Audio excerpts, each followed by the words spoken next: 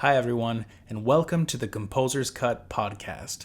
I am your host, Mathew. I'm a composer and cellist based in Chicago, and in this podcast, I'm going to be interviewing composers and performers of new music to be able to gain some insight into their creative process. I'm super excited to be sharing this episode with you today. I got to sit down with composer-pianist Eric Wubbels, one of the co-directors of the incredible Wet Ink Ensemble based out of New York City. They're one of the best new music ensembles in the field, and if you aren't familiar with their work, definitely check them out. In this episode, Eric and I talk about his compositional process. He talks about his intra and extra musical inspirations and the kinds of things that go into making a piece. We also discussed the relevancy of contemporary music in the 21st century and how we can continue to engage with contemporary music in more communal ways so that it can continue to impact our lives in meaningful ways. And Eric also touches on a really interesting topic about how improvisation differs from other genres and how there's sort of cross-pollination between them now, and how we can sort of move forward in new music in sort of the improvisation space. I also want to flag your attention to some events coming up of Eric's music that you don't want to miss. There's a new piece called Altarpiece H for 3 amplified bassoons, performed by the incredible Dana Jessen, Catherine Young, and Ben Roydell Ward. You don't want to miss these events. I saw this trio a couple of years ago in Chicago, and it was truly an unforgettable experience. I'll put these events in the description, so those of you that are in Cleveland or in the Chicago area, you don't want to miss these events. Another thing you want to keep an eye out for is Wet Ink Ensemble is going to be releasing an album called Action, Choice, Thought in May of 2025. I'll put this in the description as well, and without further ado, here's my conversation with Eric Wubbels. What does your compositional process typically look like? Yeah, it's long. Maybe that's sort of the first thing to say. I think I always enjoyed taking a long time on pieces, and then have just kind of settled into a routine where that has become like one of the main joys of it for me is the process of working in the conceptual world of the piece before things really get fully down to the level of like the surface details. And I think there's often a kind of like sort of difference in how it feels to me to be in those various parts of the process, like the beginning of a piece when it's sort of figuring out what the piece is and what the conceptual world is and trying to like make connections across various things. That feels like open and exploratory and spacious and fun. And then usually the part of the process where it's like now you have to finish the thing is like, you know, just painful and grinding, and I have to like set my phone timer for like 15 minutes just to like do this thing now, finish this thing now. Okay, next thing, 15 minutes, finish this thing now. But that's fine. I mean, that's sort of normal, I think, on some level, and part of it. So more specifically, I think I like to spend a long time in a kind of like research zone, and that can mean, you know, really just musical research, like being with a performer and looking into the instrument and saying, like, what happens if you do this? What happens if you do this? Is there a way you can do this? And kind of like building a language slowly. Often that involves a lot of like things that end up later to be digressions or things that don't make it into the piece. Or as in the case of like a bigger project, that it will involve some like literal research. Of just reading technical articles, reading literature, like looking at artists and other media, just connecting things across like, you know, wildly different disciplines than music, and just letting all that stuff kind of like become part of the texture of the piece, of the conceptual world of the piece. But really, you know, there's this phase, I think, in the beginning where everything is kind of going outwards and expanding and taking in more and more information and more ideas. And then there's a kind of consolidation point where like once I figure out some kind of core aspect of the piece, that starts to attract some things towards each other, and it starts to like make other things seem irrelevant and they kind of fall away. Um, and then from there, it's a process, I think, of just starting to build outwards from individual ideas that I've found with a performer, let's say, in reference to this whatever the bigger thing that now has become this kind of like central point. I kind of like tack that up on my wall, both literally and metaphorically, and keep that as a center. And then everything that I'm thinking about or that I have from the material generation phase is going through this filter of like, is it really related to that? And if so, it belongs in the piece, or is it not? In which case, maybe let it go. But I think then from there on, it's kind of like construction. In my ideal scenario, which happens pretty often these days, I like get to take sketches and both of like sounds and of like entire section length things into players and to work on those with them. And usually it's pretty rare at this point that I would have a project where I haven't gotten to hear most of the music and like really fuss over it, revise it, adjust balances, like make a couple different drafts of things prior to the first performance. So I think I'm both like at a lucky place in my career relative to that, and also it's something that I've been really intentional about working towards and kind of insisting on or trying to build into the process and in the way in which I work with people over the years. That's interesting. Yeah, I sort of can tell. I mean, especially like being a member of Wet Ink, I imagine that there was always kind of a workshopping or lab phase of pieces before you premiered things, right? Yeah, I think that was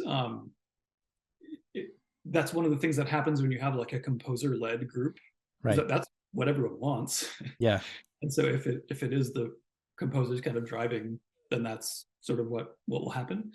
But I mean, it's so valuable, and it's something that is so taken for granted, or I think obvious in some other art forms or media, like right. And the reason that we don't do it is because it's logistically inefficient, or like monetarily it can be difficult. Right.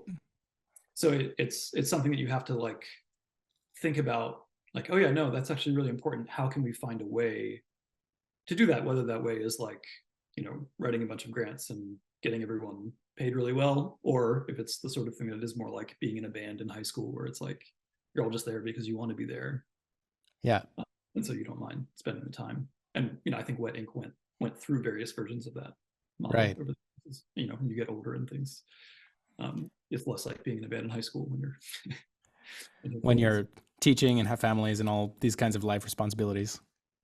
Yeah, I feel like that's one of the things that, as you said, in other disciplines, it is taken for granted. Like I think about painters, like how can they possibly do their art without actually having the medium, without having a canvas or paints, or like it's sort of unfathomable that we are in a place in contemporary concert music where it's like in many cases impossible to workshop your ideas unless you're working with a friend or unless you have the sort of luck to get a grant. Because I feel like in some ways nowadays it feels like luck sometimes. Yeah. And like I've applied for things and expected not to get them and been surprised to get them, or like been like my expectation of not getting it is confirmed.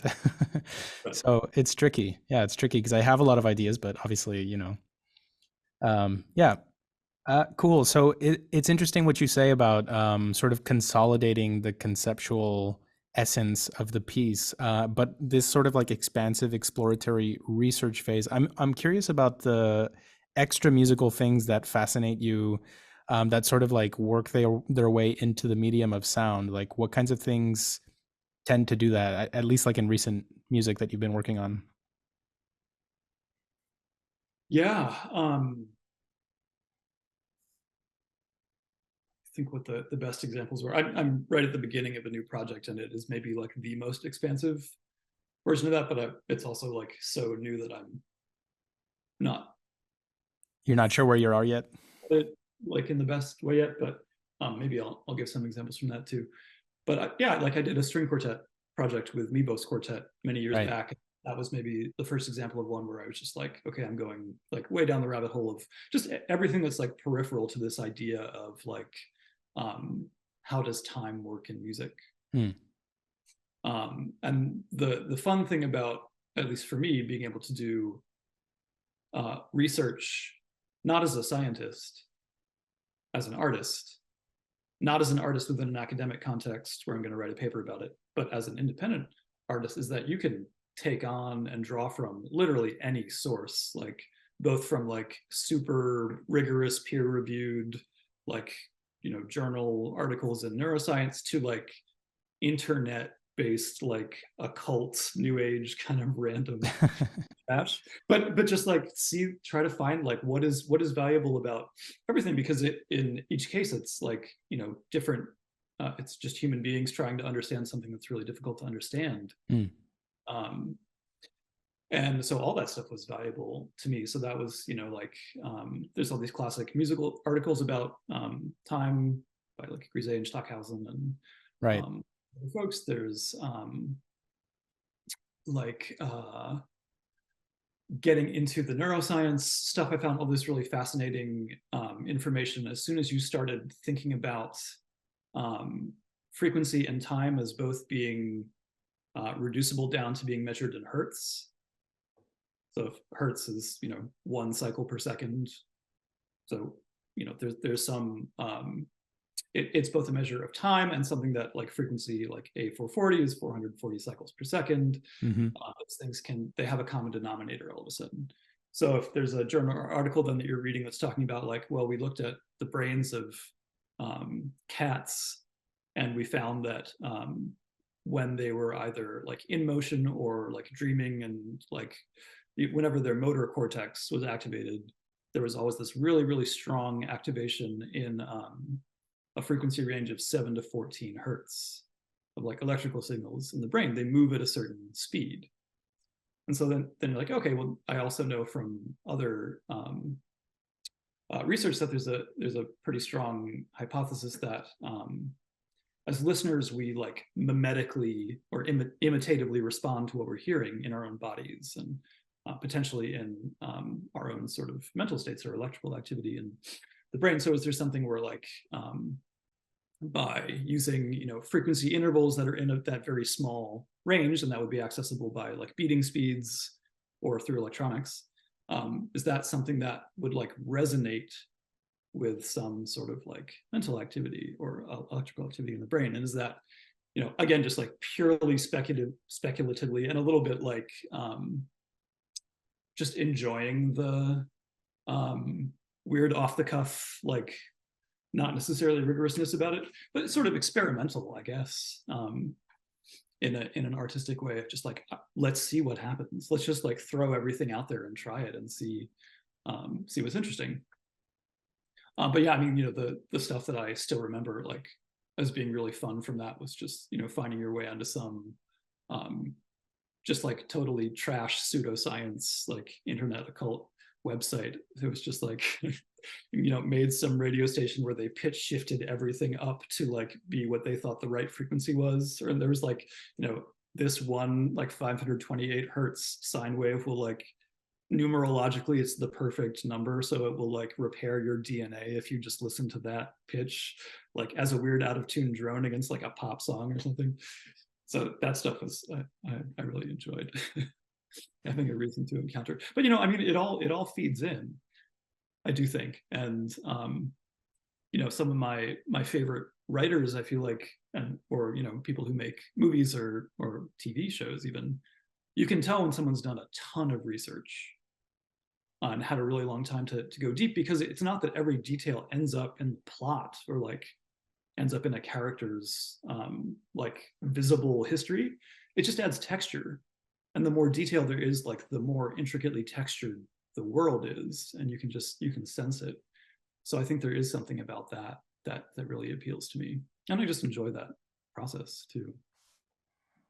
Yeah, I feel that some of my favorite TV shows or movies have that quality, and it would be impossible for all the details to fit in, right? Right. Yeah, because I mean, I'm sure that you're probably not thinking about 520 hertz somehow fitting in with a pop song in your music. Or maybe Yeah. you are. Hey, I actually bought like a coffee mug from that website. I think about 528 hertz a lot. That's funny. What is like the closest pitch? Like I don't have that information. Like, A sharp C above middle C. oh, gotcha. Okay. Yeah. Yeah, if, one of my favorite shows, I mean, I'm sure that probably a lot of this may sound super cliche, is Breaking Bad because I feel like it has that quality that you can tell that so many things about. Have you seen this show? Yep. There are so many different aspects of it that don't even which have to do with the plot, but are sort of like adding dimension or texture, as you say, like their use of color.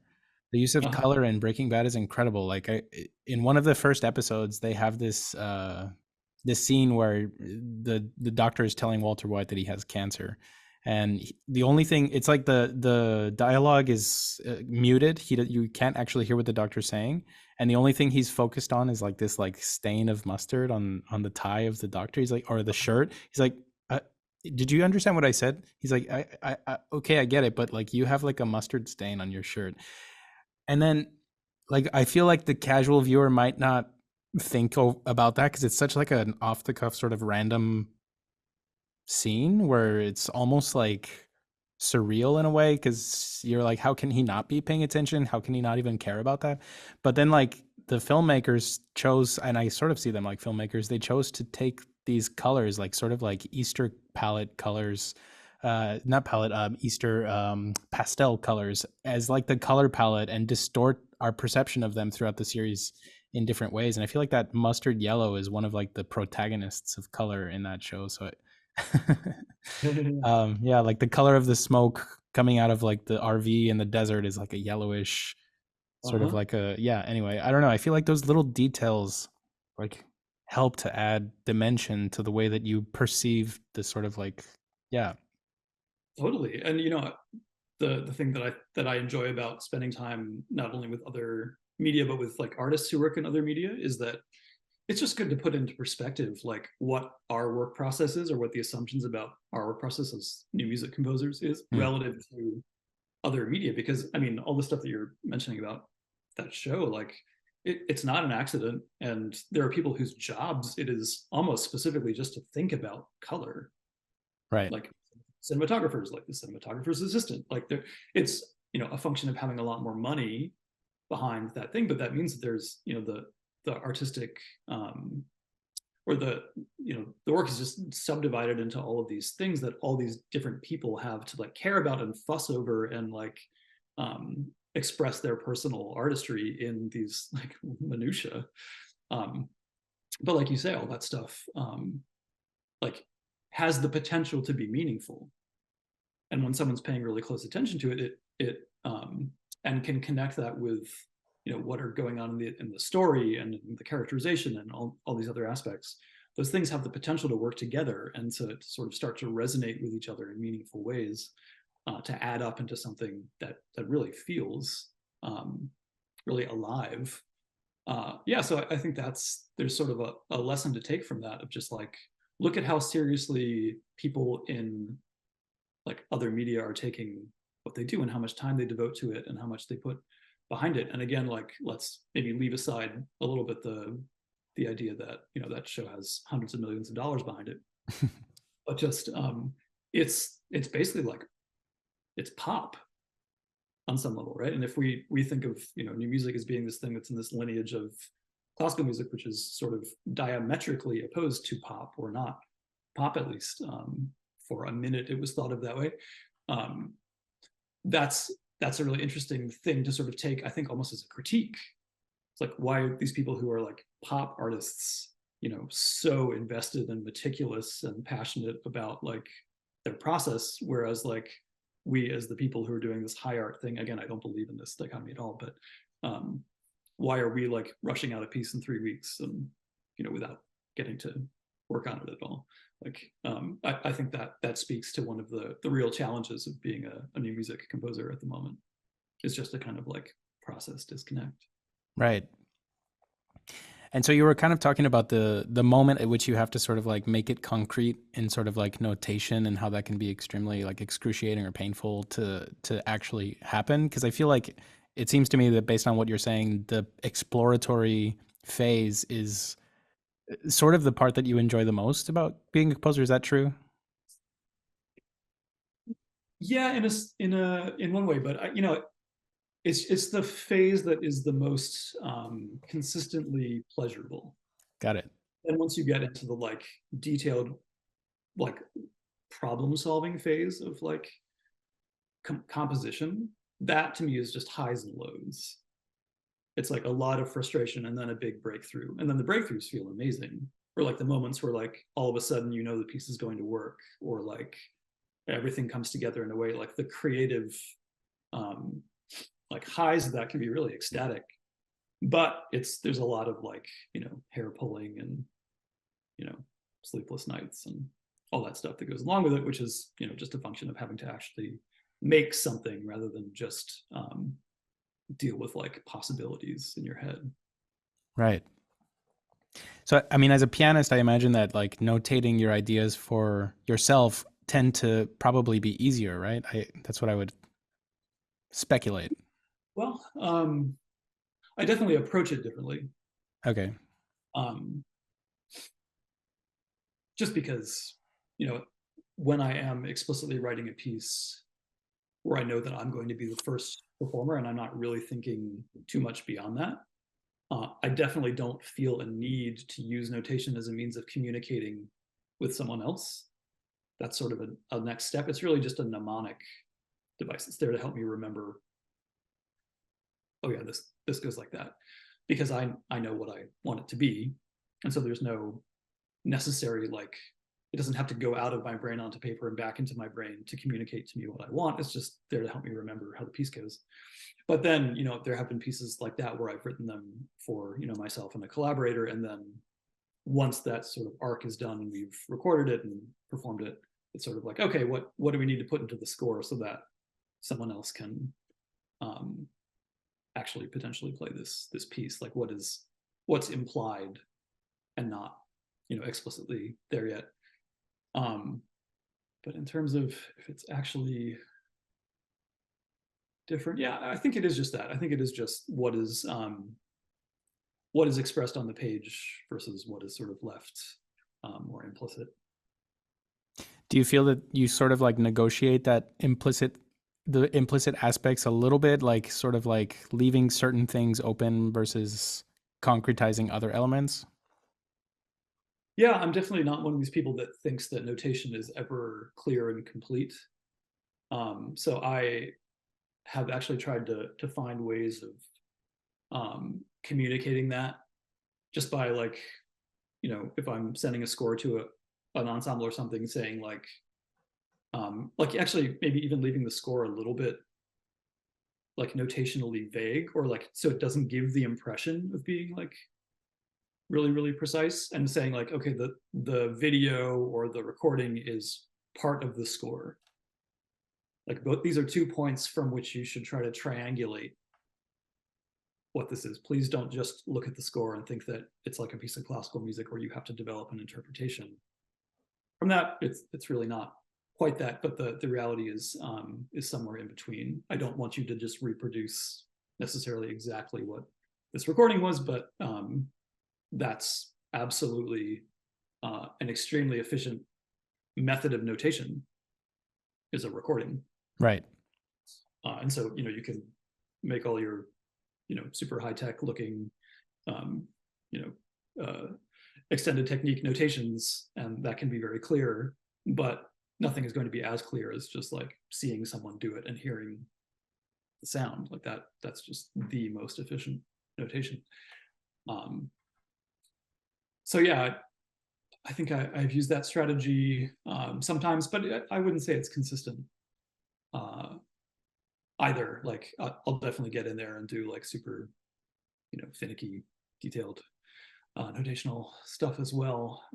I don't think I have a stable relationship to it. I'm still working it out. Like I go through phases where I feel like I'm not getting a lot of good performances by groups where I'm not involved in the process, and so that makes me want to avoid that. Right. Focus on just like, okay, maybe I'm more like a pop musician or a jazz musician actually in terms of my practice, which is like I'm involved in performances of my music, and anything else is like a cover, quote unquote. And I don't think that's a illegitimate way to think about it. But I haven't really settled into that zone because I also, I do like writing pieces that I'm not involved in and writing for other instrumentations. So there is also just the notation of like verbal rehearsal. And so that is something that I try to insist on if it's another situation like that where like, okay, for sure this can work, but like I really just have to be there and to work with you as part of a performance just to get a level of precision that I think is like accurate to the ideas. Because I mean, I think it's just really true. The score can only go so far. Right. And it is really a kind of unhelpful vestige of a mindset from classical music that was actually never really even true in classical music, that the score is just this kind of like, freestanding document that can outlive anything and just it encodes every intention and every detail that you need to reconstruct the piece. I don't think that's true. Yeah, no, definitely not. I mean, I guess that's why there are all these different conflicting interpretations of how Chopin or Bach or Beethoven should even be performed, and why that's, I think, why classical music even can still persist or still persists.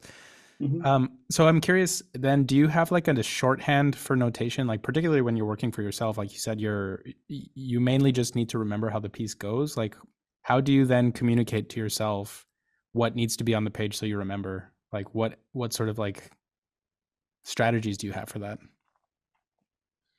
Yeah, I mean, I don't want to overstate that because it's definitely not like a shorthand. It's just I wouldn't put in like pedalings, or I wouldn't, Yeah, right. I wouldn't put in expressive indications in the same way, or things like that. But there are also there are things that I feel the freedom to do when I'm writing for myself that I don't think I would do if I were writing for someone else. A good example is a project I worked on with Weston Olinsky, which is a piece for trombone and piano in the first movement. When we first performed it, I did my part basically as a sort of constrained improvisation, where I had like a pretty clear roadmap and I used a timer, but it was, I'm like using 2 guitar picks and like guiroing on the piano keys. So it's the sort of thing that would be really difficult to notate in a traditional way. And I just didn't think that like notation was kind of even the right thing for the idea. So it was something that was best realized through an improvised surface. So I just had like a, handwritten chicken scratch like notes to myself with like very basic timings, and that's what I played off of. And then when I made a sort of like, production score for documentation purposes, I just kind of realized it still in a graphic way, but in a way that it doesn't feel fully satisfying to me, because it's almost like a retrofitting of the recording. It's like, here's what you hear on the recording, here's a graphical representation of it. In reality, the idea is much more open than that. So maybe there is a better notation for it. I just didn't find it.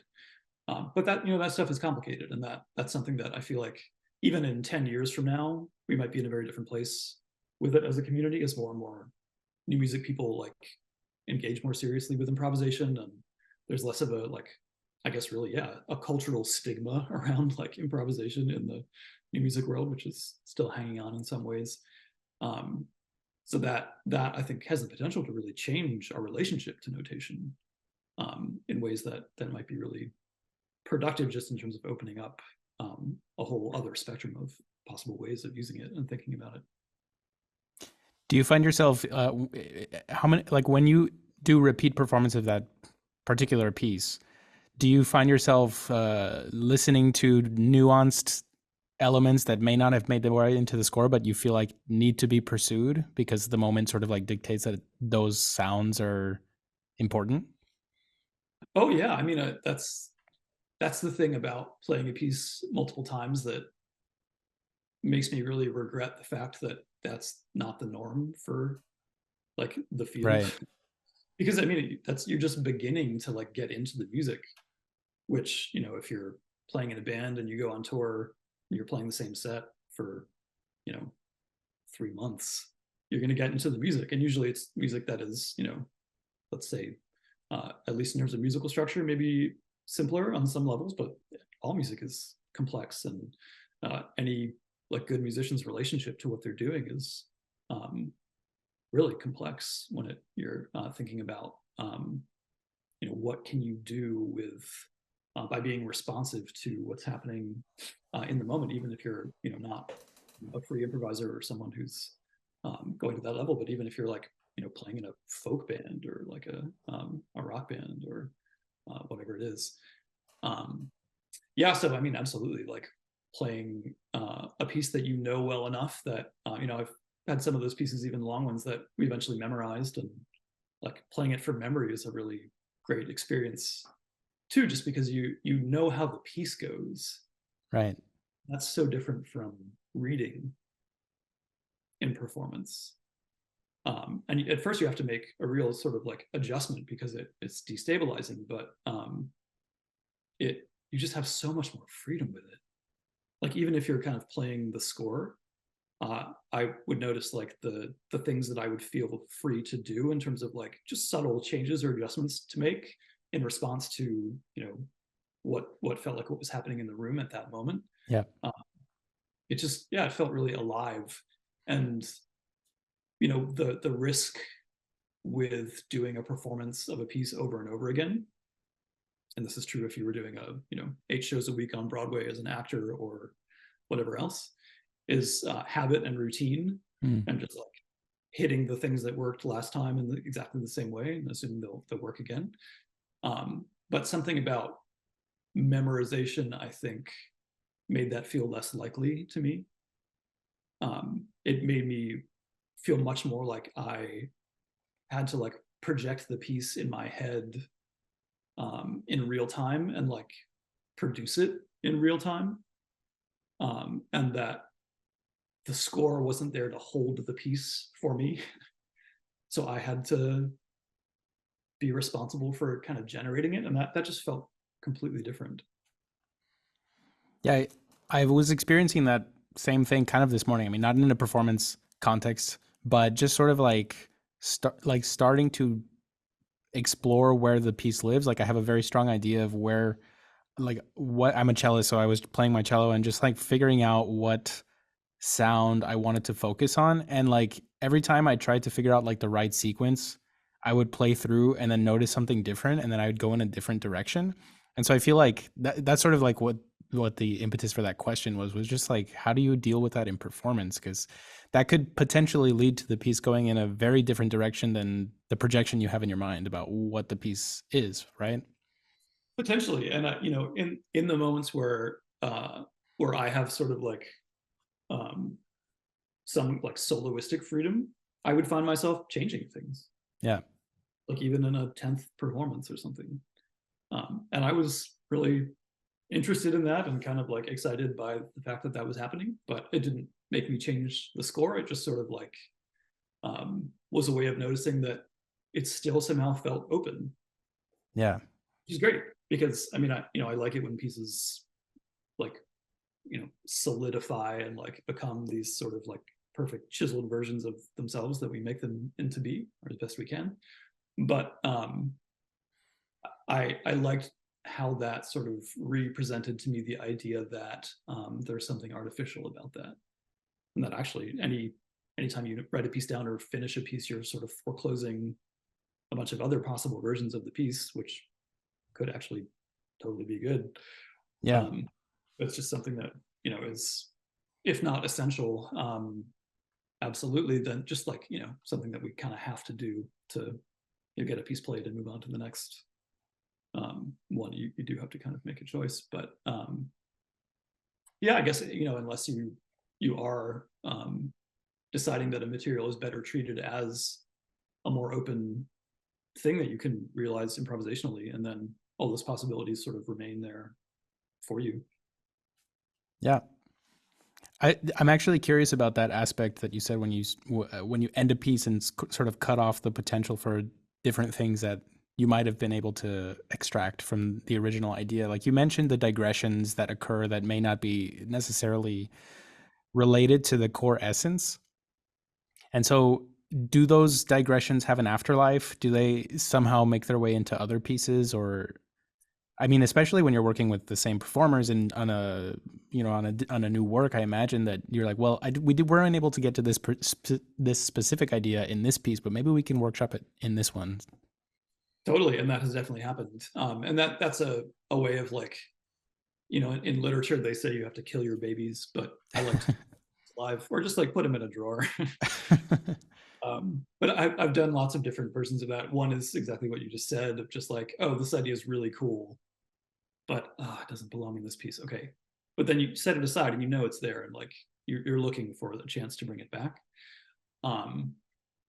I think other things have happened. Like sometimes you'll just discover something um, in a piece where it is totally a left turn, and it not only do you put it aside, but you're like, this is actually like the next project and the one after that and the one after that, but it's not time to get to it. But I'm gonna all of a sudden be really impatient to finish this piece and get onto that. I wrote a horn trio last year called Chimeric Form, and the sort of idea of that is like a chimera, the mythological thing where it's like the head of a lion, the body of a what is it? I forget. Like an eagle or something? Yeah, something like that. And then the tail of a serpent.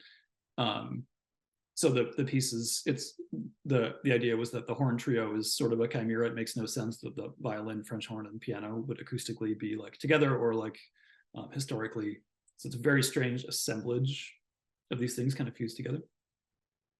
So the first movement is kind of the head, and it's all attacks.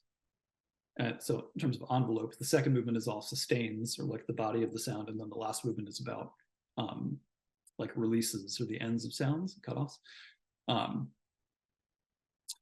they're also in basically 3 entirely different musical styles.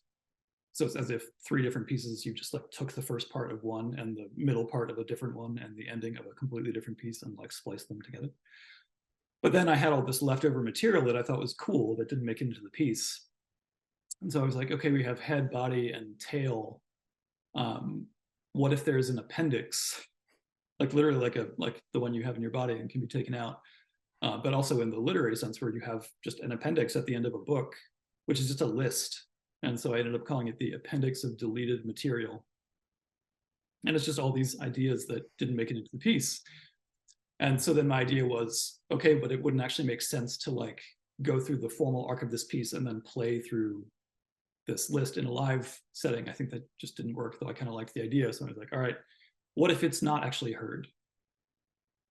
Like they have been fully like removed, like your appendix can be removed from the piece, and it's just like a printed score, which could be like printed in the program potentially, or just like there's a little link to a website where I have, you know, all these deleted materials from the piece, which I still think are like interesting and good, but I just like that sort of sense of like how again, I think it's the same idea about possibility, about foreclosed possibilities, and it's sort of a like cagey middle ground. It's like, yes, it is not in the piece, but it's also a little bit in the piece. The idea of like an appendix, like an actual appendix that's removed from the body, is interesting.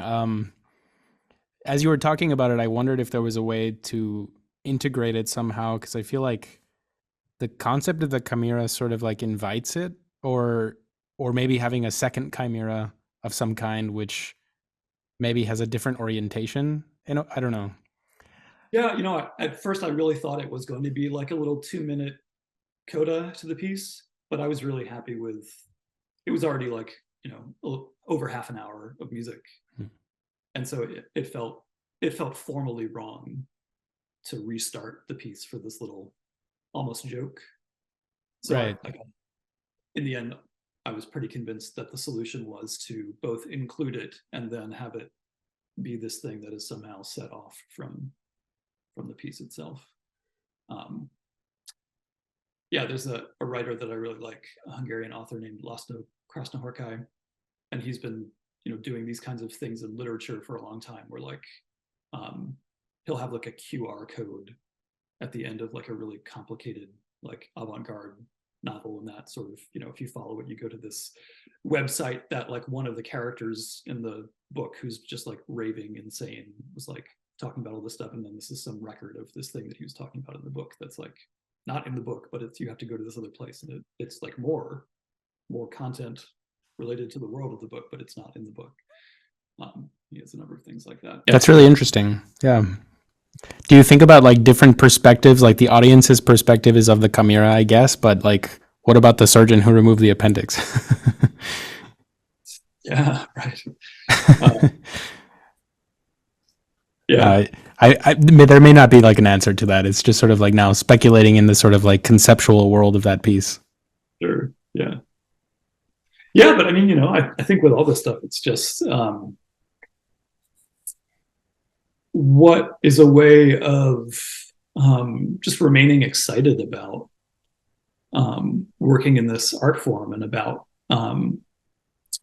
trying to continually find things that are just sort of creatively exciting, or that I guess for me it is about, at this point, sort of testing the limits of the genres on some level too, or like really thinking through, what haven't we been thinking about a lot recently? What haven't I been thinking about? Like, it's also partly, I think, a sense of not taking for granted that concert music has like a stable and like impermeable cultural validity. Like, it's just always going to be there, and everyone thinks it's great and thinks that it deserves funding. That to me means that there's some sort of necessity or like urgency to think about it, think about what it's doing, think about the conventions that surround it, and just sort of what else is there. What are the other ways that maybe the like concert hall aspect as a relic of a lineage that goes back to both like church music in Europe, and also court music, the music that was sort of specifically designed to serve and like mystify an aristocracy or a royalty. Like, all that stuff is the lineage, and it is sort of embedded in the conventions of the concert hall setting. So like, obviously we write concert music for a reason. We benefit from some aspects of that situation, but we don't have to take everything all together as a package. Like, you can try to work on it in such a way that you really emphasize or insist on or keep the social aspects of it that are really valuable, and maybe try to critique or reimagine or re-envision or find new ways of dealing with some of the other aspects that might just seem like vestigial or historically problematic or something. And you're just looking for a different way of making it feel more like it exists in the 21st century, and is aware of the fact that it is the 21st century outside. Right.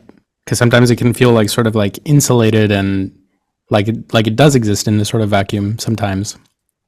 Yeah, and I think that becomes a problem for me when it feels like the artist is taking for granted the fact that, well, obviously people should pay attention to this, and obviously this will always be here, because I don't feel either of those things.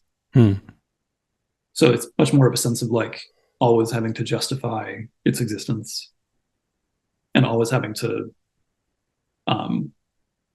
not taking people's attention for granted. Right.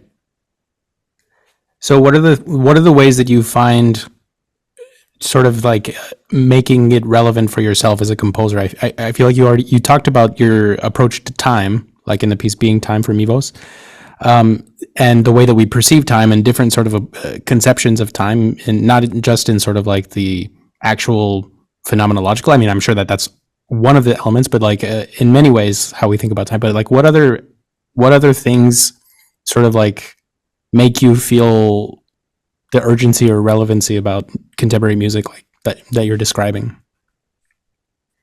Yeah, I think these days there are some things that are like much more direct and explicit in that direction, but I can just start with the ones that are maybe less so, which just are things like beauty and the way in which, to me, composition is like philosophy, is like economics, is like religion, is like, you name it, in that it's human beings looking at reality and trying to make sense of it. And each one of those is a different perspective that is not complete, but it's a lens through which to analyze, think about, make theories about, and encode understandings about reality and what it means to be conscious and a human being. So that's, those things are definitely there and big aspects of it. More explicitly and more directly, especially in recent stuff, I have a long running project with Talk Ensemble called Interbeing, which is a place that I think we together, myself and them, have been doing a lot of thinking about just the social dimension of both music making and the concert experience. And so it sort of like the things I was just talking about, what are the parameters of the concert experience and how could they be adjusted so that the aspect of going to a concert that maybe is, is there a way that we could adjust this so that it feels more like what it might have felt like in certain situations a long time ago where, music making was a way of celebrating something as a community rather than something which is like primarily through the lens of like commerce or criticism. Like you paid money for your seat and mostly you're sitting there thinking about how good is this piece or how good is the performance.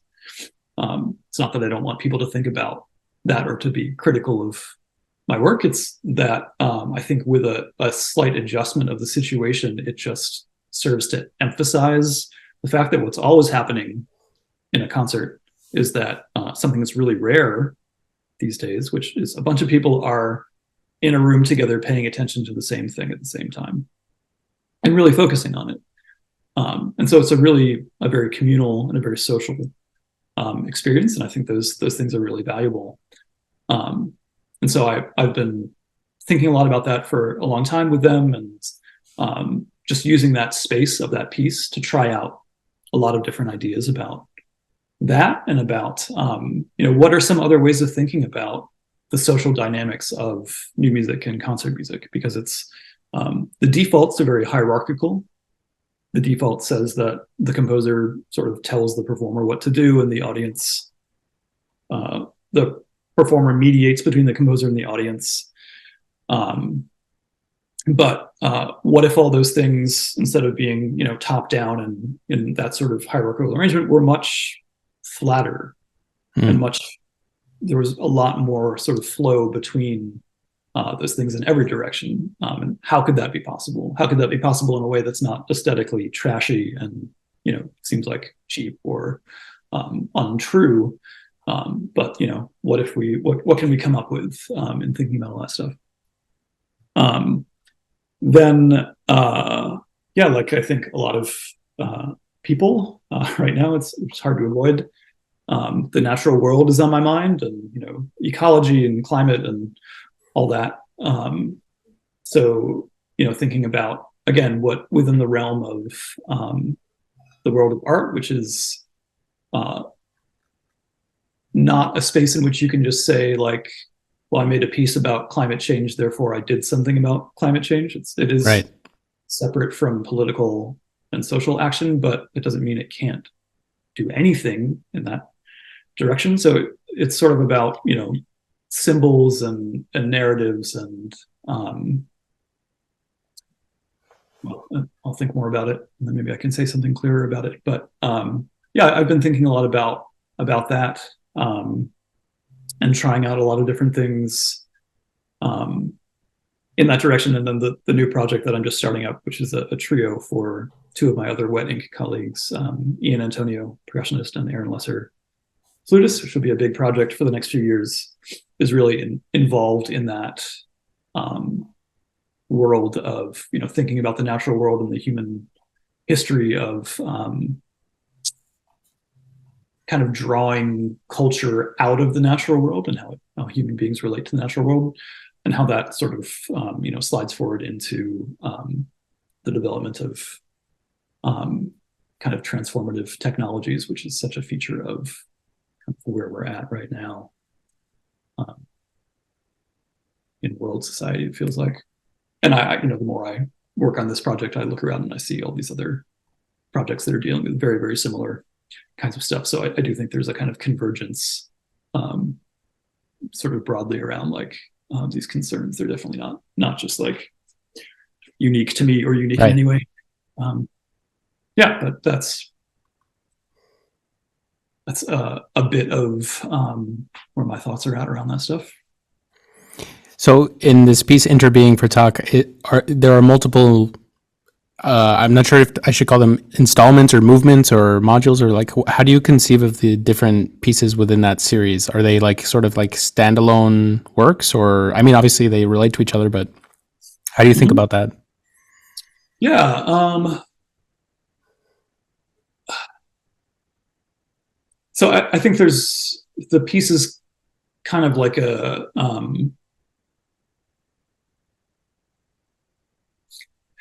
I like that I'm having a hard time describing it, because that to me at least points towards the fact that there's maybe something sort of newish about it, or it is in between enough different things. You'd have to say it's a hybrid of this, and that I think that's usually how new ideas start, where they feel like, oh, we don't have exactly the right category for this, so maybe it's something new. I've started to think about it as like, well, it's music theater, but it's also open form, in that every time we do a version of it, we like make a new version together, and things can go in different orders. Different things can be included or not. But that it also has, it will eventually have these 5 quintets that I've written for them, which are extractable. They can just be played on their own. Any one of them can be on a concert program with other pieces by other composers by itself, or you could play all 5 of them potentially, or they, you know, 1 or 2 or 5 could be embedded in like a live version of the piece, which could take place like we did in the fall at a concert hall in New York, or could take place, as we hope to do in the future, as a house concert, like in someone's backyard in Ohio in the summer, where like it ends with us eating dinner together with the audience. So that is on some level an expression of like a modular or open form piece, and that's another thing that I think is on some level sort of a reaction to something, and I don't fully have like the exact, like, you know, self-analyzing psychology down pat, but like I do think there's maybe it is just a response to a feeling of like global instability, to just like destabilize the work concept a little bit, or to it also goes back to this idea of possibilities, being very excited about possibilities, which if I were to get poppy about it, I could see is like, also you see it in like all these metaverse or like multiverse concepts that people have, like that. I think that really is just a kind of idea that is really circulating in a lot of different spaces right now. But there's, for me, it feels like what is we can have these great recordings now, and it seems like people would rather listen to a recording than a live concert. People would rather, you know, watch a movie at home than go to a movie theater. I'm kind of like that. So what is a live event? Like, what is a concert? Like, what is the thing that it has, or what's special about it? And one way of thinking about that for me has been to try to make some of these pieces that I write like occasion specific. that you make a version of the piece really, really thinking about that space, that moment, who might be in the audience. You make the version that is sort of what time of year it is, like most suited to that occasion. And then one expression of that is that, well, you wouldn't do it in exactly the same way when you did it somewhere else, because things would be different. So it becomes this kind of unique thing. It's a unique version of the piece. It's a unique experience. It's something that the audience then kind of shares with each other and with you as the performers, the fact that it may never be done again in the same way, which is also always true of right. like, even if it's a performance of like Beethoven 5, like it is never going to be exactly like that, you know, that room, those people, that exact, you know, that is always true, but it amplifies certain aspects of that to highlight that and to make that more obvious and hopefully meaningful. So can you talk about like one, I guess, I feel like I've heard one of the pieces from that series. Is Bread one of the, yeah, okay. So I was thinking about that piece as you were talking about it. And I feel like when I saw the description in the performance notes, the performer sat around a table. And so that's sort of like what you were describing is like a performance around a table in the backyard of someone's house in Ohio, for example. I'm curious what other spaces you conceive of as being like appropriate contexts for these kinds of performances. Because as you were talking about it, I started wondering about like things like, I don't know, maybe I'm too much of a millennial thinking like live streams or sort of like a digital version. And I know you mentioned like the metaverse and that kind of thing.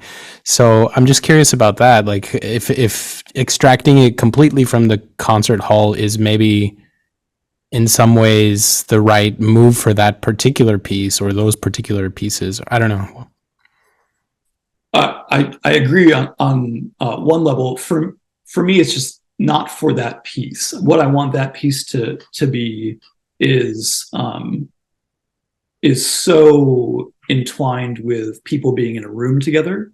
Yeah. Like the food aspect is really important to me in that piece. Of like, it really should like end in a full version of the piece or begin with like the performers, the composer, and the audience like literally eating together.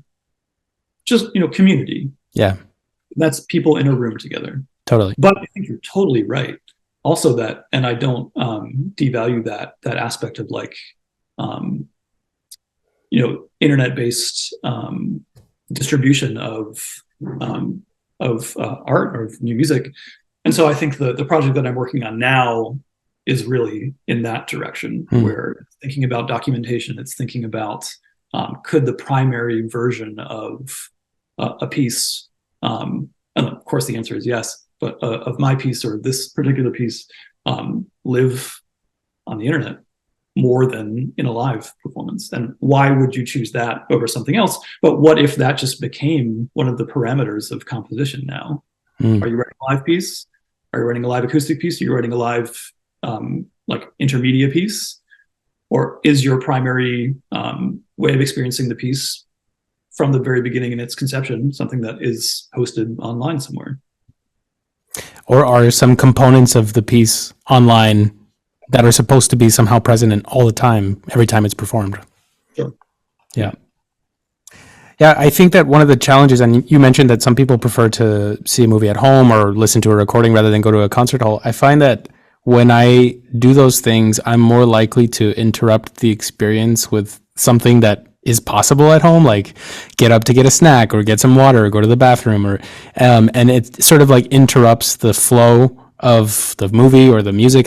With music, it's really challenging. I feel like in a concert hall, the attention span of sort of expands because the space encourages an expansion of attention, rather than like when you're, I mean, I guess it depends on the kind of listener you are, the kind of space you're in where you're listening. But I feel like most of the time it's easier to get distracted when you're not in a concert hall. I don't know. So I feel like for this kind of mode of expression that you're talking about, it might be like a very difficult thing to grapple with. And I don't even know if there's like one solution, or maybe everyone's going to have their own sort of version of solving that problem. You're right, of course. And I think that's as good an argument as there is for like remaining really invested in like music that happens in a concert hall, and like trying to find solutions and ways of kind of reimagining it so that we carry forward the things that we believe in and we leave aside the things that we don't. But yeah, I mean, just, how many spaces do we have where that is, where we're like encouraged to feel that way and to listen that way, and we're helped out from our, habits and tendencies that I think basically all of us have now, of like distraction, and it's just such a normal way of engaging. We're not given the opportunity to do that, or it's sort of socially through the context, like not encouraged. But at the same time, I do think it is just a real feature of art making right now. It's just that so much of what we engage with happens online. Yep. And online the internet is primarily a space for advertising. Yep. I mean, I all of the pieces that I listened to, preparing for this interview, I listened to them on the internet. I wish I could have heard some live. I mean, I've heard a few of your pieces live. I think I saw you play with Wet Ink at some point when you came to Chicago.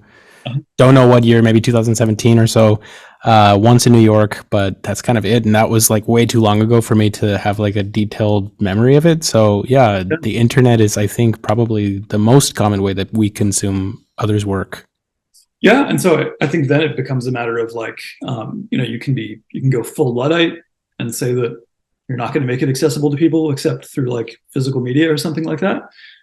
Just has not been my solution, but or you can just sort of think about like, okay, well, what's maybe slightly better than something else? Or are there ways that you could encourage a certain type of listening through, putting something on Vimeo rather than YouTube, to use a kind of, silly example. But I mean, yeah, it's sort of stuff we have to, I think, be thinking about.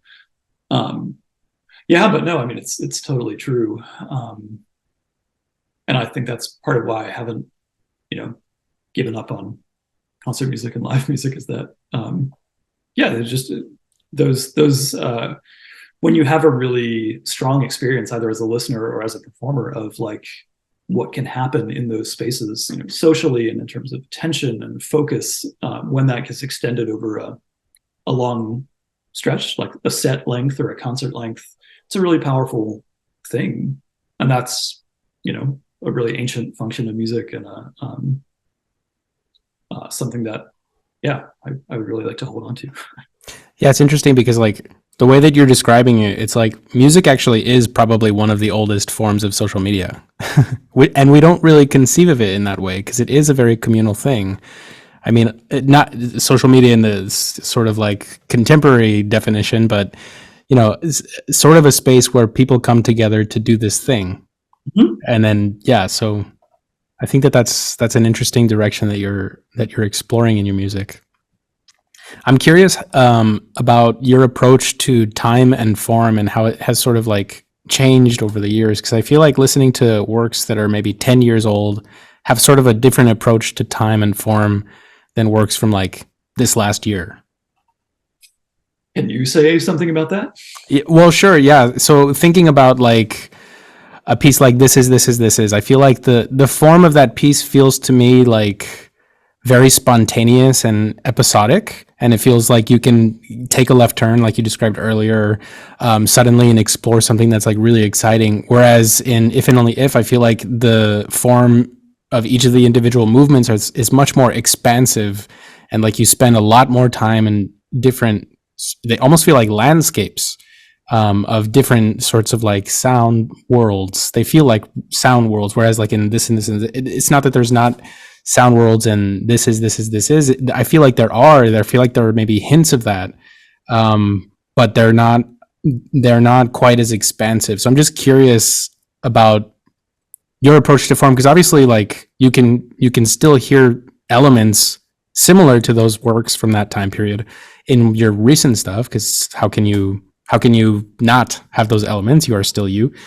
So yeah, I'm just curious about that. How you sort of like conceive of form nowadays versus how you did maybe 10 or 15 years ago. The thing that I'll find it hard to articulate is just that question of, how do you conceive of form? But I can tell you a little bit about the processes that lead to form, I would say.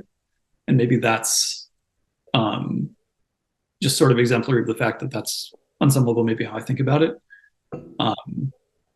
So I agree with kind of how you analyze those two pieces. I think with the saxophone and piano piece, it really was almost a collage process of just generating a bunch of material. Obviously, they're all these little 1 and 2 and 3 bar loops that are repeated, right, like a lot, like a crazy amount of times. So then it was just sort of like, okay, I decided to start here. What's the next step? I've generated all these possible options. Try this one, try this one, try this one. If it's this one, how long should it go on? If it's this one, where might that one go? Do I like that? If not, swap it out for something else. So form kind of emerged out of more local sense of like junctures between these islands. So collage, simply. Whereas I think that's a bit of an outlier relative to some later pieces, which are much more about maybe really delving into the present through this very focused type of listening. Whereas I think a collage thing is always like kind of disrupting your attention in slight kinds of ways. Maybe in that piece it's even a little more complicated than that, because you sit in these zones of repetition, and then so you're going back and forth between kind of like settling into something and then being shaken out of it and thrown into something else.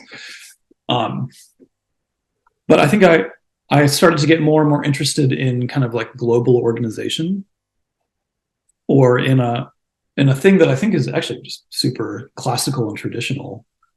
But maybe my way of thinking about it is a little bit not too just like boring and traditional, but it's really kind of a Beethovenian idea, which is the sort of like Beethoven idea of like a fractal, which is like you have a little idea, right, and that little idea kind of encodes something about the whole as well, and that thing can manifest on lots of different time scales, and that as it does, it sort of accumulates this resonance where a little detail is showing you something about a kind of key relationship across sections, is showing you something about a key relationship across, or a shape across the piece as a whole. And so having that kind of infrastructure to hold a piece together, I started to feel allowed me to do kind of whatever I wanted, because that was enough to give it potentially a kind of coherence. And so I started using that in a violin and piano duo that I wrote for Josh Mondi, which is all based around what I called a neum, in the kind of like medieval sense of like a shape. So in plain chant, you'd have like, pneumatic plain chant would be plain chant where the notes were grouped into groups of like 2 to 4 notes at a time, and they all had names. Like it was the foot, and it was the one that was like the ascending kind of staircase thing, and just little kind of like microcosms of musical motion. So the contrary motion, starting from unison and moving outwards in a kind of wedge, that, or you think of that as a crescendo, or lots of different things, that sort of became the form of the piece, or a unifying idea. And once I had that in place as a unifying idea, I just started to think about what could that mean in every possible parameter, in every possible dimension, on every scale of the piece. What could that mean for the entire form? What could that mean registrally for the entire form? What could that mean metaphorically for the entire form, in terms of things that are more abstract, like the amount of material goes from like a lot focusing into just one thing over the course of the entire piece. Maybe it means that, so in a local sense, there's a gesture that just does that registrally. or it's the piece gets quieter as it goes along, or within a section. Just that basic sort of principle, and then just once having that, trying to be as creative as possible within that, and just sort of trusting that that would help hold the piece together, and then still thinking a lot about form. And I think it's one of the things that I feel I have the most enjoyment thinking about and working on. And I think as composers, there are things that, like, you might feel like you're good at some things and you're not as good at other things. I feel like I'm good at form. I feel like I'm not good at melody. I have to try really hard at some other things. Like, I'm sort of desperately bad at technical and electronic kind of stuff, and I need other people to help me out usually, or go very, very simple. But form, I feel like I can definitely identify with that. So then I think in these more recent pieces, which are kind of just these big worlds, this is where they might not even have like a set form, or I'm dealing with open form situations. There, I think the idea of form is more generative. It's about defining what the world is and how it works. And then any given piece within that, it just has to follow those basic rules or be about those basic ideas in a general sense. It has to move in a way that makes sense for that world, but it's maybe less about I'm not making blueprints. I'm not like using graph paper. I'm not using timing. Right. It's much more intuitive than that. And it really is just about, like, again, finding this kind of kernel of what are the important dynamics of this piece. And often that is something that I can reduce down to something almost symbolic, like a shape. And how can I just make that resonate in this form by reinforcing it in all of these different ways, filtering out things that are not that, until that energy, that sort of basic energy of it, is just projected in the music. That's interesting. Do you when people talk to you about your music after a performance, do they notice these little ways in which certain contours are being manifested on different levels, or do they talk to you about those things, or is that something that you're not even necessarily concerned for the listener to hear? Or it's definitely not something that I'm concerned with people kind of like getting, quote unquote. Definitely not like a first hearing, but if I write about it in conjunction with the piece, I think it's very obvious in a lot of cases, especially if you have the score. Right. See it. And the thing about using these particular types of shapes, like the neumes, the reason that I think those became cultural artifacts in the like early Renaissance, is that there is something just like really elemental about directional shapes in melody and in counterpoint, but they just encode something really, really like reptile brain level simple for human beings. Like descending contours feel a certain way, ascending contours encode something different. Like they're just these like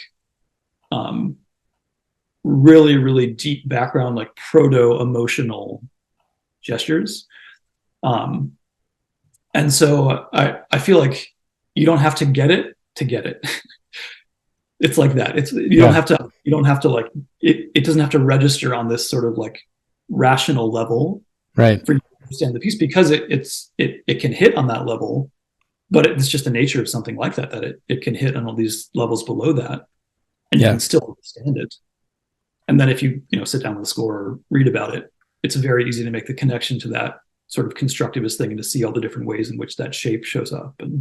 But if it's about contour motion in that piece, or in the piano trio, if and only if oblique motion, where something is always a drone or staying the same and something is always moving away from it or towards it, that feels like gravity. You just sense that sort of like, it's like a passacaglia or chaconne in like Bach or Purcell, like that inevitability that comes from something just cycling and something moving away from it, but always pulled back to it. Those are just like encoded emotional and ideas of motion that, again, they don't have to be really articulated on a rational level to really operate, I think, in the music. Yeah. I have a bunch of thoughts. First is like you mentioned that like you consider yourself to be bad with melody, and it's interesting because like as I've been listening to your music, I've been thinking of this term, and I don't know if you have a different word for it, but like object melody. I feel like in your music, I hear sort of like object melodies, like contours of objects that have similar or dissimilar sorts of like energies, and maybe this is sort of what you're getting out with like the reptilian brain sort of like thing where we perceive it a certain way because like it's somehow related to how we perceive certain kinds of sounds. Like a loud, high, very piercing sound will be very different from a low, loud, booming sound. And so I feel like in your music, I hear these different things, and obviously like the looping aspect of them sort of like creates expectation, but also like can, yeah, I'm curious if you have like a conception of like object melodies, or if this is like similar to your way of thinking about how you structure sequences of sounds. That's a good question. Yeah, because as I listen to your music, I feel like there are different ways in which you sort of like navigate a spectrum of predictability versus unpredictability. Yeah. I know you mentioned grisé and time, and so I think sort of like in those sorts of terms, like finding the threshold of when you perceive something to be predictable, and then like finding ways to undermine it by either like completely going in a different direction, by elongating the object itself, by shrinking it, by reordering it, by substituting it with a new object, and then like looping that in a different way. So I'm curious about that. If you have your own way of describing that. Yeah, I mean, that stuff I definitely think about a lot, and just the kind of like pattern-based generation of expectation that I feel like is always happening within a piece that does, try to establish any sort of patterning at all. There's just no systematic aspect to it for me. Right. It really is a function of just listening. I mean, maybe the only thing would be in that direction of like, sometimes I'll work with just a kind of phrase level box of like, if it's a 4-bar unit or with a certain metrical pattern or something similar to that. And then in that case, it's very easy to sort of parcel out like, okay, I know how many units I'm going to let this pattern run for, and then I'm going to need to like adjust it on some level, or like, curtail something, like cut off a beat before it would land in a clunky way so that it kind of wrong foots you a little bit. So yeah, stuff like that for sure. In terms of trying to think about this object melody idea, because I like it, just trying to understand how I maybe would, I think it relates to that sort of mosaic thing, because I think you're right that I often end up making these sort of vertical objects, which are orchestrated in such a way that you can't really pull them apart. But they sort of have to be kind of like push button sonorities. So yeah, maybe it is just, I'm thinking back to an early piece that I basically like have sort of thrown away at this point, but it turned into one of my earlier large ensemble pieces. It was originally a kind of a tenor saxophone concerto. And I was working with this saxophone player, Elliot Categno. We were just thinking about, or I was thinking about and working with him on thinking about extended techniques in terms of language, and sort of in a somewhat categorical way, which Lachenmann has done a lot in that respect as well. And so maybe that's the thing that I can point towards the most clearly, is that if you're starting to think of complex sounds as belonging to certain different types of categories, whatever they are, if in Lachenmann's case, that's sort of like a framework for breaking up inharmonic sounds into like fricatives and plosives and right. things that are modeled on speech, but also with like the way in which the sound is generated. That allows you to establish difference. And once you've established difference, you can sort of organize it in certain ways that like, oh, this category often wants to go to this category. This category never goes to this category because it doesn't, like, it's not a smooth euphonious progression. And in language, we have that all the time. Certain syllables flow together in English. Others are kind of outlawed. We don't say, we don't start a word with a K and follow it with a P. But right. Languages, you do, and it's fine. So I think it's sort of that. It's maybe it's some sort of basic in the linguistic sense euphony, which is it's like phonology. It's a grammar or a syntax for thinking about how sounds flow from one to another, which for me is basically entirely intuitive. Do you ever try to find like these kinds of things which seem to be incompatible and then actually put them next to each other, like a K and a P, so to speak, in your music? So sort of like avant-garde to itself, like completely rebellious to the syntax? For sure. I think I did a fair amount of that with the trombone and piano piece in the second movement. There's a lot of things that are like that. And then, I think anytime I'm working with like a splice-based rhetoric or syntax, that's a way of subverting maybe my tendencies towards putting things into more like smooth progressions. It's a way of getting around that. So this horn trio, the chimeric form piece was, there's a lot of that in the first movement of that too, about like, working really, really strongly with objects, but putting them, like, once the idea of awkwardness was sort of what I was going for, it became like, oh, cool. Well, if that's what we're doing. And it's just a feature of the piece. Yeah. Yeah, and it's consistent with the idea of the chimera. So I feel like the listener will already sort of be primed to accept the awkwardness or fragmented sort of experience. Yeah, and that's sort of what I mean by like aligning all of these things around a basic shape. Yeah. Or conceptual shape for the piece. Like once you've done that, it really helps you not only like find new ways of working, but making sure that everything is sort of reinforcing everything else in the piece rather than contradicting. Right. Yeah, which is, I guess, what we all try to do when we write a piece of music, but it's not completely self-contradictory. Yeah. Another thing that I was thinking about was, and I guess this goes back to the idea of improvisation and new music, but I was thinking, because you mentioned the Passacaglia, this last movement of If and Only If, I feel like you sort of create a Passacaglia or something like one, or chaconne, with the cello and the piano, and the violin has this like really expressive and gestural kind of like soloing over it. And so I wonder like how specifically that's notated or how much is improvised, because it feels like if it's actually notated, then I mean, props to Josh for being, he's an amazing violinist, but I'm just curious about that and how open you are to like different iterations of that part, that solo. Yeah, it is 100% fully notated in like a crazy level of detail with, wow. 13th harmonic stuff.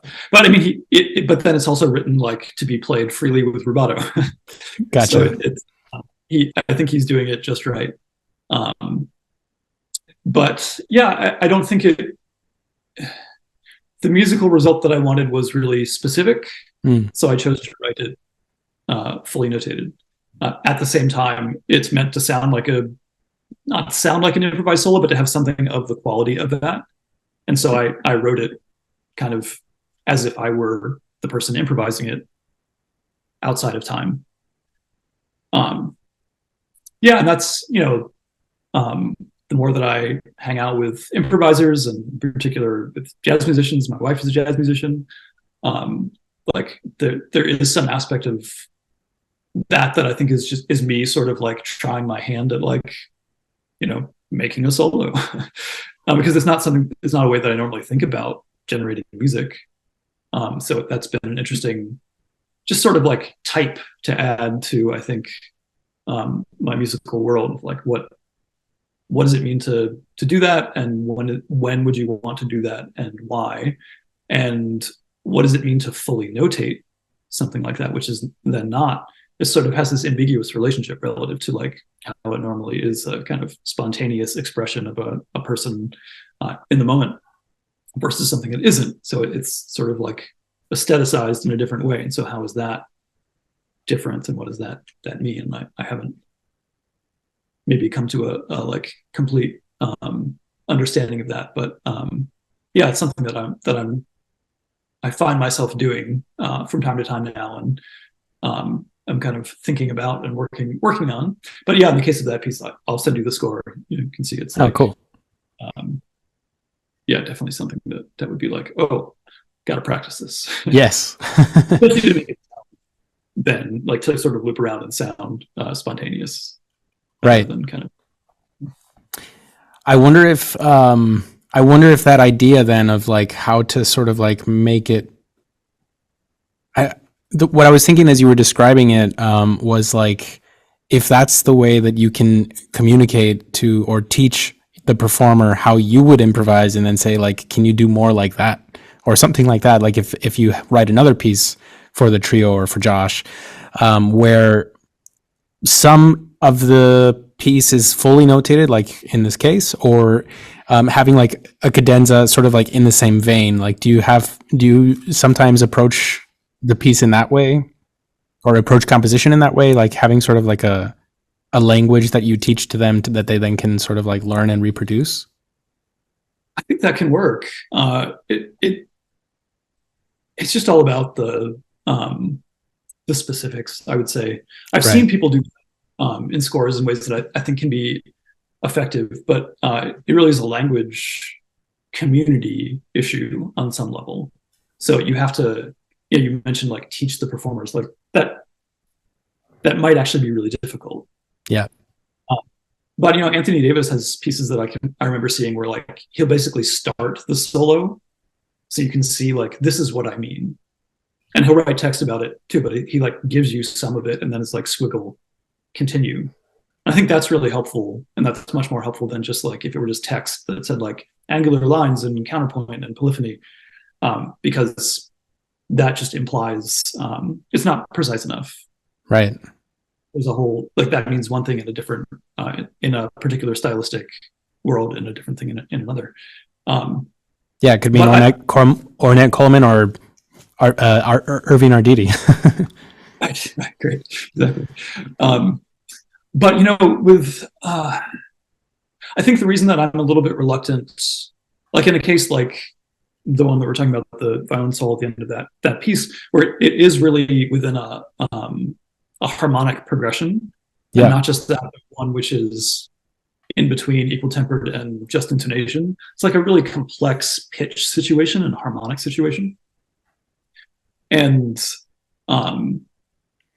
the type of improvisation that I feel like new music is starting to get pretty good at is like textural and sound-based improvisation. But it is nothing close to like the level of sophistication and refinement of like harmonic and melodic improvisation in bebop. Right. Something that doesn't happen in like a year or a couple of weeks to like get to that level. It's like, it's a high watermark of an aesthetic with that particular focus. So like, I feel like it would take a lot to get to a point where you would just have to understand the harmony and how it works, and voice leading. It's just so complicated. Right. And it's stuff that like you internalize if you're trying to learn to play bebop, in my understanding at least, through just like years and years and years, and transcribing and listening, and just all the shapes, the vocabulary. Like, we just haven't done that in new music, in dealing with improvisation, and it would be super, super complicated to get there. It doesn't mean it's not possible, but I feel like there's still like many, many, many steps to get there. So if I'm trying to work in a situation where we're sort of toggling back and forth between improvised and fixed notation in a new music piece, I would just be thinking very carefully about like where is improvisation the thing that will give the most complex result versus where is the thing that notation, fully notated, will give the most complex or most interesting or most the result that I want, because it is not the case that would be the same, for everything. I really do think that, right. And especially when you know the performers, there's maybe a tiny handful of people that in the new music world now can improvise to that level, but it's super rare. Right. So it's interesting because like I feel like early on in like the development of what we call sort of like Western art music, improvisation was very much a part of how people interacted with it. And so like learning how to play chords and learning how to read figured bass and all of these different things were just like part of a musician's normal training. And that's, I feel like now in the 21st century, we have kind of come to the opposite end of the spectrum of that. Whereas like jazz musicians, as you mentioned, that's just part of their training. It's still just very much embedded in how they interact with that genre. And so I guess particularly in bebop, like there's no way that you can show up to a rehearsal or a show like not having run your licks and like done all of the different levels of preparation or ear training, because you would just be completely lost and sound terrible. So yeah, that's whereas in concert music, I feel like we're so attached to the score. And I guess this is sort of relating to what you were talking about earlier about the score is sort of like the end all be all, which of course we know it isn't. And so it's interesting that sort of like dynamic and that kind of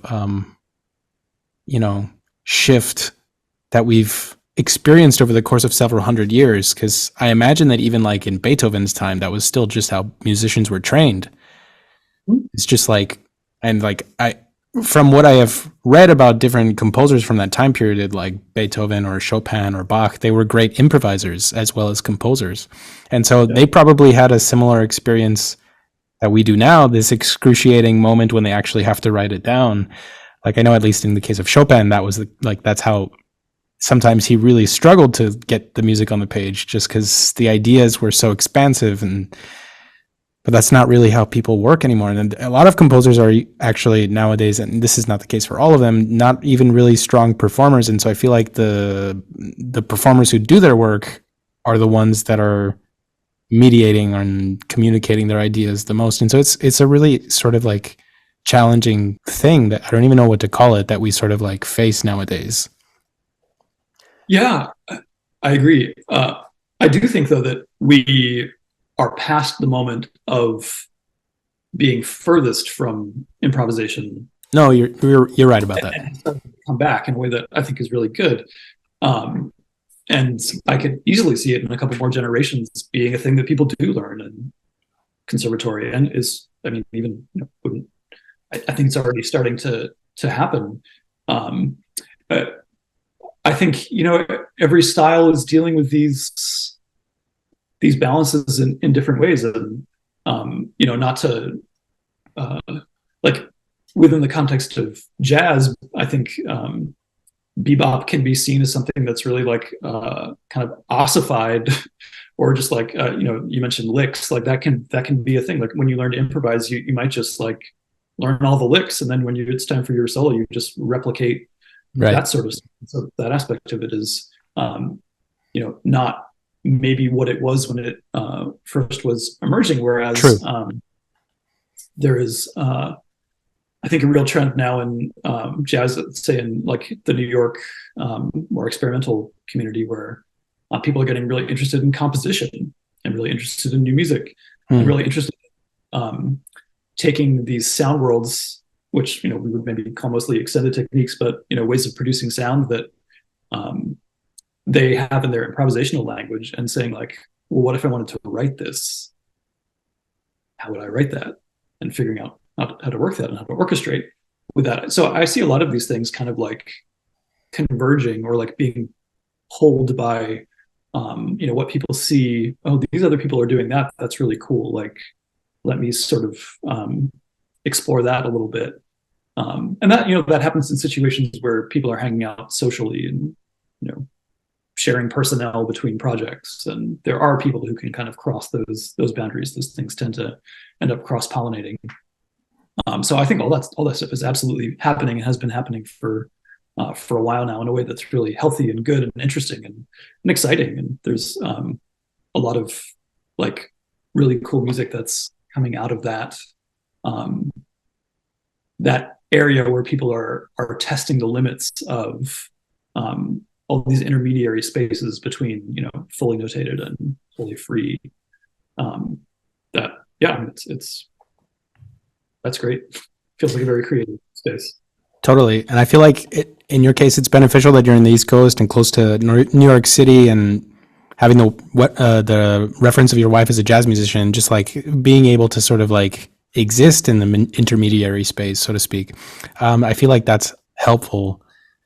Chicago is, I think, I live in Chicago. I think it's also one of these sort of like melting pots kind of places for like aesthetic interplay. Maybe not quite at the level of New York City, but I definitely am seeing the kinds of things that you're referring to, different musicians sort of like existing in multiple different spaces, improvisers being composers and vice versa.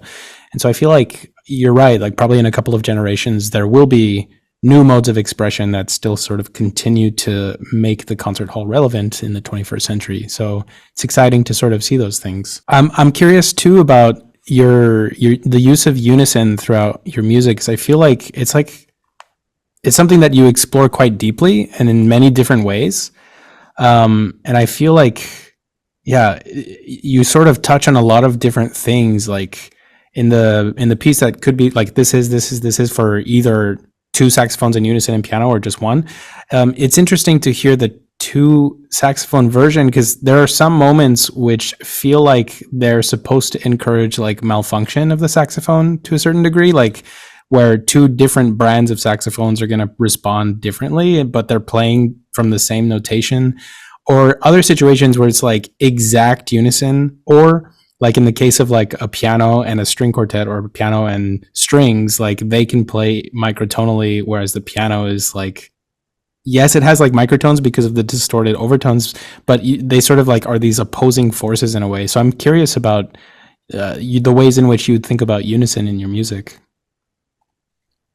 Yeah, I do agree that it's kind of a like core thing for me. I think, you know, if I had to say what my like basic aesthetic impetus, or like the thing that I'm always coming back to, it is something around that. I think maybe it's more generally about blend. It's about taking instruments and finding a way of bringing them into some sort of state where they're unified sonically, acoustically. And that can be the simplest, just like literal, you know, pitch and rhythmic unison, or that can be something much more complex and sort of, you know, perception oriented about some illusion or masking phenomenon or a complex texture. But yeah, I think it all does come back to that. And if I look back to like the first pieces that I ever wrote, you know, that's already there. So Wow. it's just, I think that's just the, you know, the thing that I have to say as an artist. And I look at all these different ways of saying it and all these different contexts for sort of exploring aspects of it. But yeah, I remember having the insight in grad school about like still being at a time that was just on the very tail end of like some people were still writing like serial music. Right. It was like 24 tone serial, but it was like, that was still a thing. And then there was like the spectralists and the like post Lachenmann folks. But, you know, for the people who were like thinking or talking about pitches and harmonies still, there's still a bit of the like the modernist idea of like certain sounds have more historical baggage than others, or are more like used up, quote unquote, than others. And I was like, yeah, I you know, I have my own feelings about that, I guess. But somehow there's, you know, also taken from spectralism, there is some sort of like, you can't just say that there's that it's arbitrary to say that the octave is more consonant than the minor ninth. It just isn't. We can talk about what consonance means and dissonance means, but I think it's a little bit like pig-headed to insist that, as in pure serialism, that everything is all in one category. Yeah, that's so, not it's not how we experience it at all in music and time. And yeah, argue about it. It's not super simple, but I do think it, if you're trying to just be like common sense about it, like what are our intuitions about these things, I would argue that. So perfect intervals as opposed to imperfect intervals. And so, the octave is really taboo in sort of serial music, the fifth. Like I get that those sounds are sort of different in kind and simpler and all that, and maybe, prioritizing those would feel really out of place within an otherwise atonal context. But then there's the perfect unison, which is an interval. It's a perfect interval. Right. And as a perfect interval, it has a resonance quality that is different from non-perfect intervals. And it just started to seem to me as like, oh, this is like the secret unexplored like gold mine of like, intervals, just the unison. And I definitely responding to like things that I would hear in like certain pieces. Maybe it was Claude Vivier, or maybe it was just like a random moment in a symphony where the whole first violin section goes down to the open G, and you're just like, oh, it sounds so good. Or like some like saxophone solo in a big band thing where everyone is playing in unison. It's just like, why does that sound so good? And partly it's like, in the case of the open string and in the case of the big band example, it's because it's not that like laser focused classical unison. Like if it's open G, you can't tune it, no vibrato. It's a resonant unison. There's a little bit of fuzz in it. There's a little bit of phasing right in the envelope. And I was just like, that is really cool. I haven't heard enough of that. I want to hear more of that. And that was basically just the idea for the saxophone piece, like why it was two saxophones. It's almost like a pedal or like a processing. Right. On one level, acoustic level. And then there's the whole, social and interpersonal level, which was also really important about that, the sort of virtuosity of that, but also it's a kind of like self-effacing virtuosity of just deciding that we're both going to do this crazy stuff, but we have to be like, we have chosen to be completely with each other the entire time with no like room for any individual deviation from that. It's just like, we have decided that that's cool. So yeah, I think that's sort of where that comes from. And then the other example of like, piano versus strings or mixed instrumental context, like Wet Ink is a really good example of that, where it's super heterogeneous, timbrally, really actually difficult to work with that group of instruments.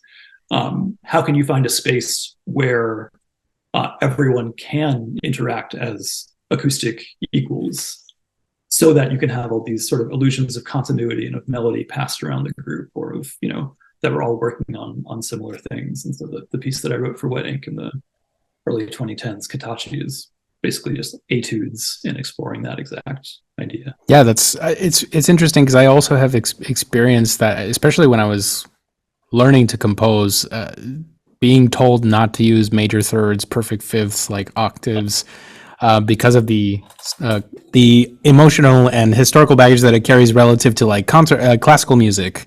And so I avoided them, and then I was like, well, what's left? I guess we have tritones, minor ninths, minor seconds, minor sixths maybe is okay, even though it's the inversion of the major third. And so, it was sort of because then like when you only use those intervals, then all of that music ends up kind of sounding the same in a way. Yeah, like Bartok and Webern. Yeah. So it's interesting. But I was talking with Alex Minchek the other day, and he also said something similar about how it was difficult to work with Wet Ink because of that sort of formation, and that like once Marielle joined the group and you had a second string, it sort of rounded it out and made it a little bit easier.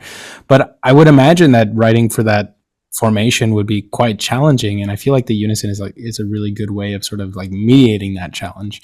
And I feel like I respond very strongly to the unison as well. Like whenever I've heard certain things, and I definitely experienced this when I listen to your music, but when I listen to music that has unisons between contrasting timbres like saxophone and piano, and they play the same notes, it just sounds so good.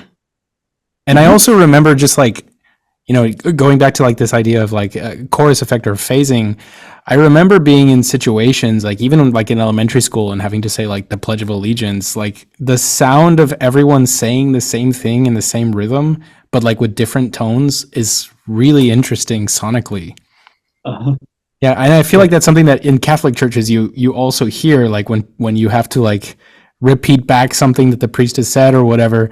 I feel like that I I never really connected specifically with what was being said, but like growing up in a Christian family, that's sort of like one of the things that sonically was always amazing to me when like hundreds of people were saying the same thing at the same time. That unison effect is just like there's nothing like it.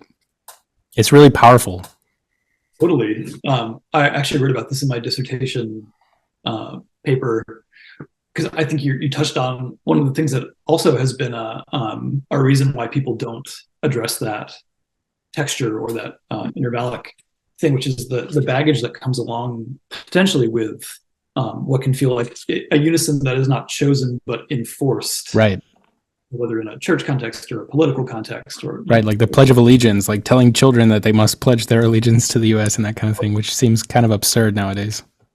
American. I mean, I grew up in Texas, so there was also a Texas Pledge of Allegiance, which I'm not even sure I can remember at this point, but it's like honor the Texas flag. I pledge allegiance to the blah, blah, blah. And so, yeah, it was like we had two. Like we had to turn to one corner that was like the U.S. flag, and then the other corner was Texas. So, Yeah. yeah, bonus fact for anyone that didn't grow up in Texas. No, I'm actually like, I totally believe that, and it's a little bit shocking. Yeah, if you ever saw the movie Boyhood, you'll see that they actually have a scene where they're doing like both of them. It's funny.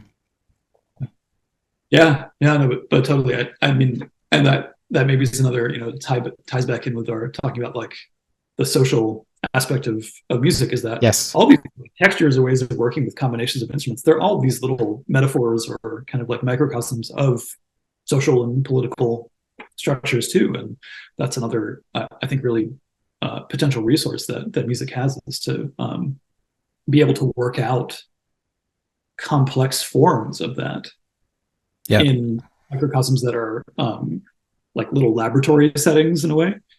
But it lets you experiment with new versions of all of these things, and that really does, I think, have the potential to just sort of change, in maybe even in just very small ways, how musicians relate to each other. But audience members, I think, can really sense that in a palpable way in certain types of music, like some Wet Ink plays a lot of like Anthony Braxton's music or Christian Wolf's. Those types of things are really, really foregrounded in that music, and it can be, I think, really amazing as a performer to like be in a world like that works like that. And I've stepped off stage after playing a big Braxton large ensemble thing and talking with some of the other players and being like, I kind of just want to go back on stage and get back into that world. Like that was so cool. That was such a fun way of like relating to each other. Right. Yeah, but no, I think that's definitely something that's always on my mind. Is like, how are we encoding sort of power relationships and social relationships and political relationships in just musical structures? And if we're thinking about those things in a conscious way, I think it opens up a whole different new set of approaches for what you might want to do with it. Right.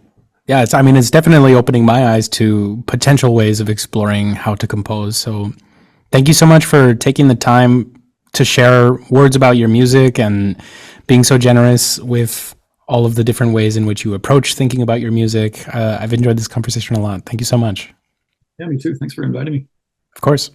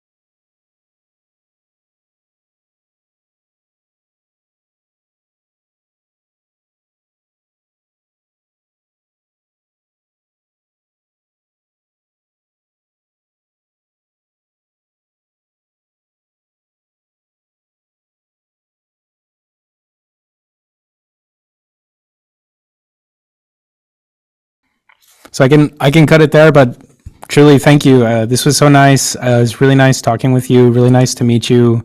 You too. Hopefully we'll cross paths at some point in a concert or in a performance in some ways. So Yeah. Well, feel free to send me some of your music. That some stuff. I'll be happy to check it out. sure, I'd be happy to. I'll send you the score for the piano trio. Oh, I'd love to see it. Yeah, yeah. I listened to several of the pieces multiple times. Like I feel like I listened to If and Only If like 3 or 4 times in the last couple of weeks, and Being Time maybe twice. And so, yeah, it's just like they really invite these sort of like multiple listenings. I really like that about your music, and it's because of this expansiveness. It's interesting. It's maybe not necessarily because of that, because I feel like the other pieces like This Is, or the pieces from that Piano Duos CD, I feel like also invite a lot of repeated listenings. But yeah, I really like your music. So thank you so much for agreeing to this interview. This was awesome. Thanks. Great. Well, you too. Have a good day. Bye. Bye.